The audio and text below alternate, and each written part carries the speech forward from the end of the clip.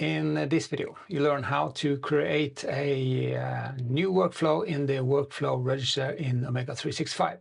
Also, how to add content like documents and images, how to make comments, add subscribers, grant access, and also how to follow the workflow process from start to finish. Let's start by accessing the workflow register.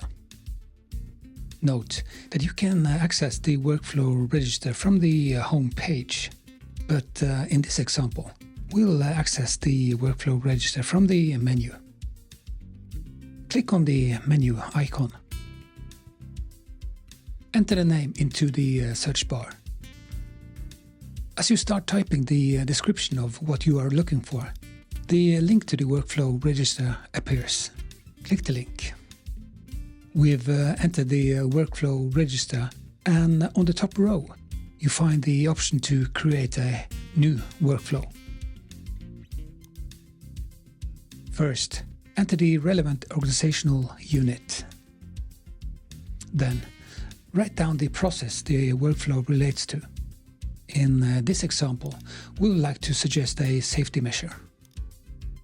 Next, write the title of the workflow and follow up with a description. Press the Next Step button. Now, I can send the workflow to the right person to be processed. For demonstration purposes, I'll send it to myself. As I confirm the selection, the workflow is generated and sent to the right person for further processing. As you can see, our workflow now appears in the grid. On the right-hand side, you see a preview of the workflow. Open the workflow by clicking on the workflow idea. When the workflow is opened, we can see which step it is at. In the box on the right-hand side, we also see that the workflow is currently at step 1, Evaluate. As the workflow gets processed, it will move to the next step.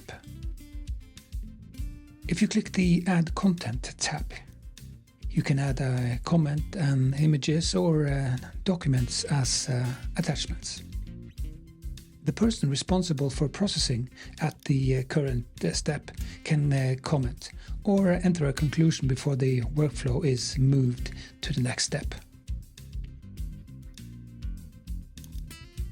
You can add a subscriber to the workflow.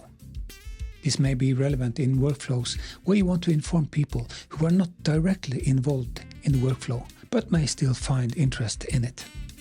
Also, note that you can grant access to a workflow to individuals who initially do not have access to it. However, the person granting the access must have the permission to do so.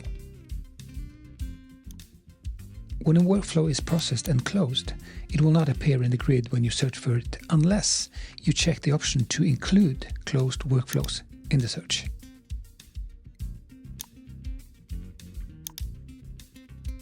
That's it for today. In this video, you have learned how to create a new workflow in the workflow register, how to add content, how to make comments, add subscribers, grant access, and also how to follow the workflow process from start to finish.